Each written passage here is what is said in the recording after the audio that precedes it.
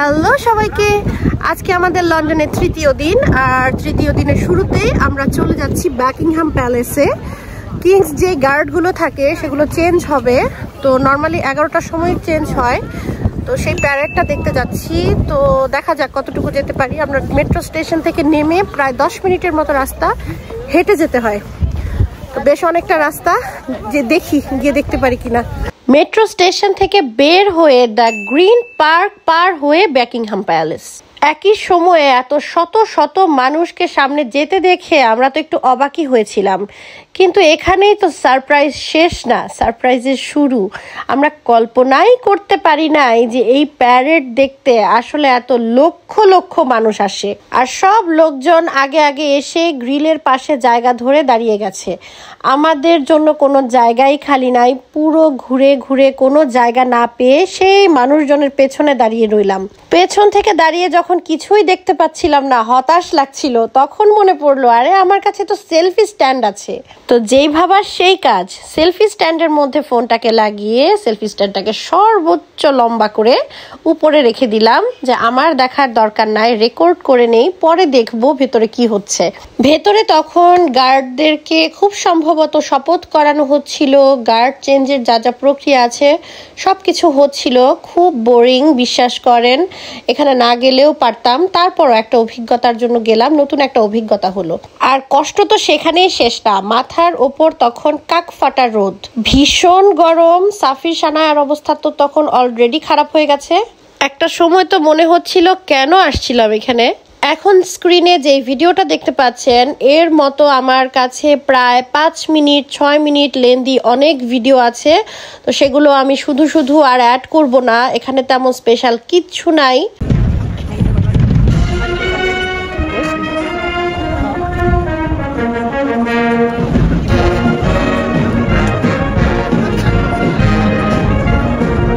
আমরা যখন মোটামুটি হতাশ হয়ে বের হয়ে যাচ্ছিলাম, তখন আমাদেরকে সামনে থেকে আটকে দিল গার্ডরা, বলল এখন এখান দিয়ে পাস হওয়া যাবে না, কিছু একটা হবে। তো আমরাও কি হবে কিছুই বুঝতে পারছি না, চুপচাপ দাঁড়িয়ে রইলাম। আর এসব 7-5 ভাবতে ভাবতে আমাদের সামনে দিয়ে গার্ডরা মার্চ করতে করতে বের হয়ে আসলো।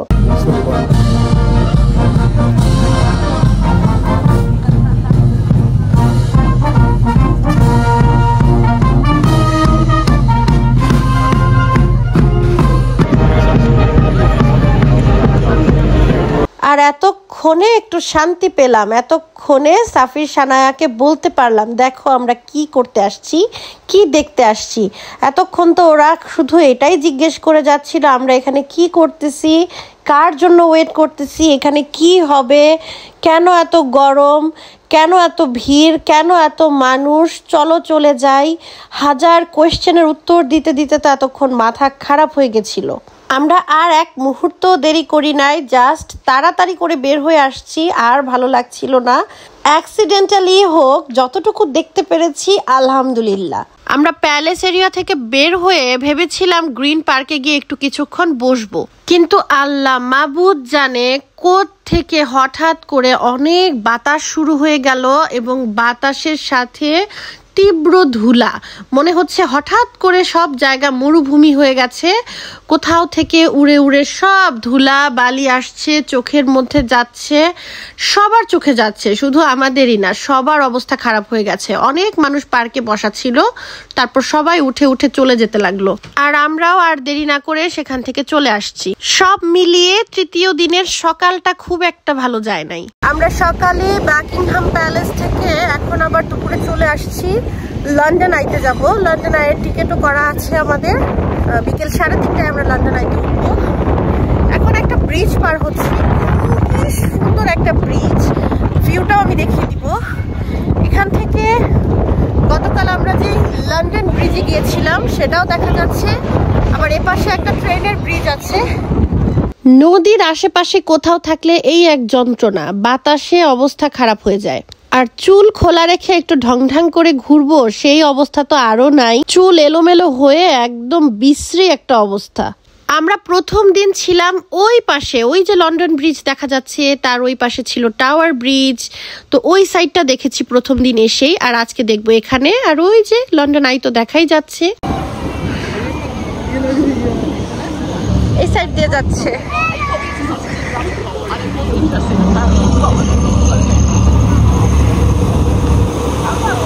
আর ফাইনালি এই হলো লন্ডন আই। এই লন্ডন আই হুইলটা 443 ফিট উঁচু এবং এর উপর থেকে 360 ডিগ্রিতে পুরো শহরটা দেখা যায়।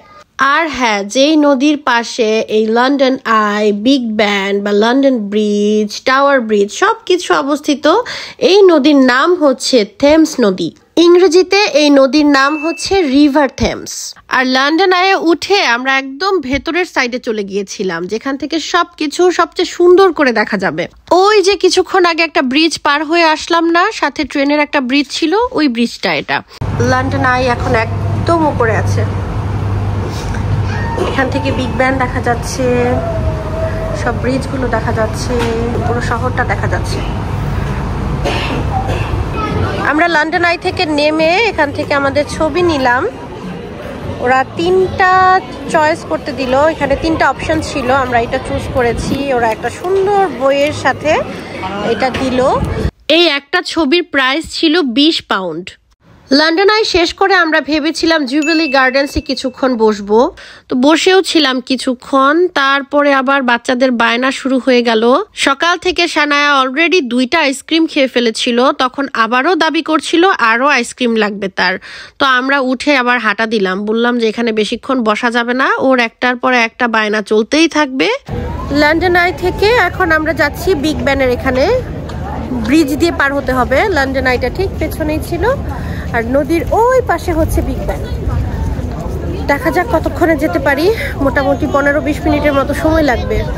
ব্রিজের উপরে উঠতেই আমাদের সামনে একটা আইসক্রিম ট্রাক পড়লো, তো ভাবলাম বাচ্চাদের একটু আইসক্রিম কিনেই দেই, এমনিতেও অনেক বেশি গরম পড়েছে।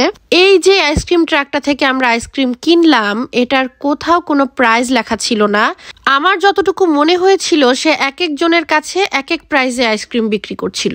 এই একটা কাপ আইসক্রিমের দাম 8 পাউন্ড, আর সাফির একটা ঘানিতা কিনেছিল, ঘানিতা হচ্ছে একটা বরফের গোলা, এর দাম রেখেছিল 8 পাউন্ড। লন্ডন বলেন আর প্যারিস বলেন, কোথাও এই জিনিসের দাম এত না। পৃথিবীর যে দেশেই ঘুরতে যান না কেন, এমন 1-2টা মানুষের সম্মুখীন তো আমাদের হতেই হয়। আর এই হলো বিগ ব্যান। সেদিন এত বেশি রোদ ছিল, কোনো ভিডিও সুন্দর আসছিল না, ছবিগুলো অনেক অন্ধকার আসছিল। তা আমি মোটামুটি আপসেট ছিলাম যে আমার ভিডিওগুলো একটাও সুন্দর হচ্ছে না। তাই ডিসাইড করেছিলাম যে রাতে আরেকবার আসবো। আর বিগ ব্যানের ঠিক সামনেই একটা সুভিনির শপ থেকে আমরা ম্যাগনেটস কিনে নিয়েছি। এই সুভিনির শপটার মধ্যে হিউজ কালেকশনস ছিল ম্যাগনেটের। কোনটা রেখে যে কোনটা নিব মাথার ভেতরে পুরা প্যাচ লেগে গেছিল। বিগ ব্যান শেষ করে আমরা চলে আসছি হোয়াইট চ্যাপেলে। দেখেন, হোয়াইট চ্যাপেল মেট্রো স্টেশনে বাংলায় লেখা হোয়াইট চ্যাপেলের স্বাগতম। ভাবা যায়, মানে ভাবতেই কেমন যেন লাগে। আর মেট্রো স্টেশন থেকে বের হতেই হাতের বাম পাশে একটা দোকান, যার নাম হচ্ছে গ্রামীণ বাজার। যেদিকে তাকাচ্ছি বাংলাদেশি দোকান, যেদিকে তাকাচ্ছি বাংলাদেশি রেস্টুরেন্ট, মনে হচ্ছিল আমি বাংলাদেশেরই কোথাও আছি। এখানে তো কয়েকটা দোকানে বাংলাদেশি পতাকা উঠছিল, মানে ভাবতেই আমার কেমন যেন লাগছিল। আচ্ছা, সেখানে আমরা 5 ভাই আর পঞ্চখানা নামে 2টা রেস্টুরেন্ট দেখতে পাচ্ছিলাম। খুবই মজাদার মনে হচ্ছিল মেনুগুলো দেখে। তো অপু 10, 20, 30 গুণে আমরা ঢুকে পড়লাম 5 ভাই রেস্টুরেন্টে। ওদের কাছে বেশ কয়েক ধরনের ভর্তা ছিল, মিষ্টি ছিল, সিঙ্গারা ছিল, তারপর অনেক ধরনের তরকারি ছিল, সবজি, ডাল, ডাল দিয়ে মাংস, মাছ, ইলিশ, কয়েক ধরনের মাছ ছিল, গরুর মাংস ছিল, পুরি ছিল, মোগলাই পরোটা ছিল। এত খাবারের অপশন দেখে তো আমাদের অবস্থা আরো খারাপ হয়ে গেছে যে কোনটা রেখে কোনটা খাবো। তো আর বেশি কিছু চিন্তা না করে আমাদের মাথায় আসলো বাংলাদেশে আমরা যেমন পরোটা ডাল খেতাম হোটেলের, তো এখানেও একটু ট্রাই করে দেখি পরোটা ডাল, গরুর মাংস। আর হ্যাঁ, মোগলাই পরোটা নিয়েছিল পাভেলের, যেহেতু মোগলাই পরোটাটা খুবই পছন্দ। আর শেষে আমরা চা খেয়েছিলাম। এখন আমার পছন্দের পরোটা ডাল তো ভীষণ ভালো ছিল, কতগুলো পরোটা খেয়েছি আমার ঠিক মনেও নাই। কিন্তু পাভেলের পছন্দের মোগলাই পরোটাটা ভালো ছিল না, কোনো টেস্টই ছিল না। কি খাচ্ছি বুঝতেই পারি নাই। ওদেরকে বলেও এসেছি যে আপনাদের মোগলাই পরোটাটা ভালো লাগে নাই, বাকি সব কিছু অসাম ছিল। রেস্টুরেন্ট থেকে বের হয়ে একটু সামনে যেতে দেখি একটা পানের দোকান। এসব দেখে কি যে ভালো লাগছিল আমার। আমরা বিকেলে হোটেলে চলে আসছিলাম, বাচ্চারা অনেক বেশি টায়ার্ড ছিল। তো খাওয়া দাওয়া করে হোটেলে এসে এখন রেস্ট নিয়ে আবার বের হচ্ছি। বিগ ব্যানের কাছে আবারও যাব। ভালোভাবে ছবি তুলতে পারি নাই একদমই। বিগ ব্যানে তখন এত বেশি রোদ ছিল, একটা ছবিও ভালো হয় নাই। আর আমি ভাবছি যে রাতের ভিউটা কি হয়, রাতে লাইট সহ যেই ভিউটা হবে, একটু ছবি তুলে আসি, ভালোই লাগবে। আমরা আবার বিগ ব্যানে চলে আসছি। এই যে এখন বিগ ব্যান, এবং এখন সবচেয়ে বেশি সুন্দর। আর ওই পাশে দেখা যাচ্ছে লন্ডন আইস, বেস্ট, দ্য বেস্ট। এখন মাত্র সন্ধ্যা হলো, এখন প্রায় 9টা বাজে, মাত্র সন্ধ্যা হলো, একদম বেস্ট টাইমে আসছি। ইচ্ছা মতো এখন সুন্দর করে ছবি তুলে তারপর যাব। এটা ছিল আমাদের রাতের ভিউ। আপনারা জাস্ট কল্পনা করেন কত বেশি সুন্দর, আমি বোঝাতে পারবো না। এত ভালো লাগছিল, আকাশে একটা ছোট্ট করে চাঁদও ছিল। প্যারিস বলেন, লন্ডন বলেন, সব কিছু রাতের ভিউ এর কাছে আসলে কিচ্ছুর তুলনা হবে না। মাদাম সানায়া আবার কাঁধে উঠে গেছে। হ্যাঁ, আমি মাদাম সানিলা, মাদাম সানায়াকে কাঁধে নিয়ে হাঁটতে হইতেছে। তুমি কষ্ট দিতেছো। কাকে কষ্ট দিতেছি আমি? দেই নামায়া, দেই দেই নামায়া, তাহলে বোঝা যাবে কাকে কষ্ট দিতেছে। হ্যাঁ, দেই নামায়া। হ্যাঁ, সাফির নো খোঁচায় না। হ্যাঁ, কেন উঠছো কাঁধে তুমি বলো? আমার পায়ে ব্যথা। পায়ে ব্যথা করে? তো পায়ে তো আমারও ব্যথা করে। আমি কি করবো? বাবার কাঁধে উঠবো। হ্যাঁ, আমরা বিগ ব্যান থেকে প্রায় আধা ঘন্টার মতো হেঁটে এসেছি ট্রাফালগার স্কয়ারে। ট্রাফালগার স্কয়ার লন্ডনের অনেক জনপ্রিয় একটি জায়গা। এখানে যে কত মুভির শুটিং হয়েছে তার কোনো হিসাব নাই। যেমন কিছুদিন আগে রিলিজ হওয়া mission impossible the final reckoning মুভিতেও ট্রাফালগার স্কয়ারটাকে দেখানো হয়েছে।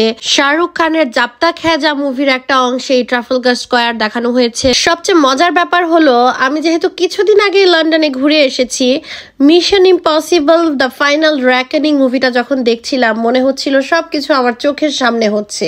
কারণ এই মুভির ম্যাক্সিমাম অংশই লন্ডনের বিভিন্ন জায়গায় শুট করা হয়েছে। ট্রাফালগার স্কয়ারে 10 মিনিটের মতো দাঁড়িয়ে এখন আমরা আবার যাচ্ছি পিকাডিলি সার্কাসে। আমরা আজকের মতো শেষ পিকাডিলি সার্কাসে এসেছি। এটাই আজকের জন্য লাস্ট ছিল, কালকে চলে যাব। সবটা নিংড়ে যতটুকু দেখে যেতে পারি ততটুকুই এনাফ। পিকাডিলি সার্কাসের সার্কাস শব্দের অর্থ হলো সার্কেল। সার্কেলকে ল্যাটিন ভাষায় বলা হয় সার্কাস।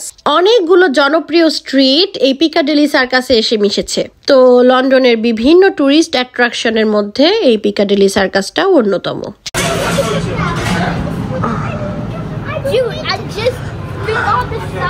আসো আসো, আমরা এতটাই লেট। হ্যাঁ, আমরা এতটাই লেট আজকে ঘুরে। এখন যখন আসলাম হোয়াইট চ্যাপেলে, সব রেস্টুরেন্ট বন্ধ। তো আমরা সেই প্রথম দিন যে মাক্কা একটা রেস্টুরেন্ট ছিল বাংলাদেশি, খুবই ভালো ছিল খাবার, তো দৌড়ে সেখানে আসছি। ওরা একদম শাটারও হাফ নামায় ফেলছে। অনেক খাবার দাবার জিজ্ঞেস করলাম, ওরা বললো কিচ্ছু নাই, সব বন্ধ হয়ে গেছে কিচেন। তো লাস্ট বললাম বিরিয়ানি কে আছে একটু কিছু, সারাদিনের পরে বললো যে হ্যাঁ বিরিয়ানি দেওয়া যাবে। তো আমরা এখন বিরিয়ানি নিয়ে হোটেলে বসে গিয়ে খাবো।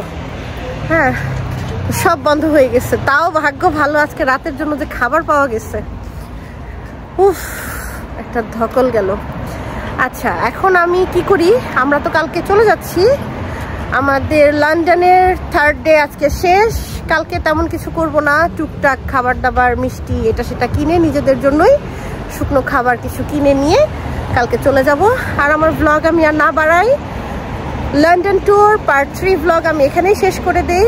সবাই অনেক অনেক ভালো থাকবেন। আমার ব্লগগুলো কেমন লাগছে জানাবেন। এত বেশি টায়ার্ড, গলা দিয়ে আর কথা আসতেছে না। সবাইকে অনেক অনেক সালাম। আল্লাহ হাফেজ।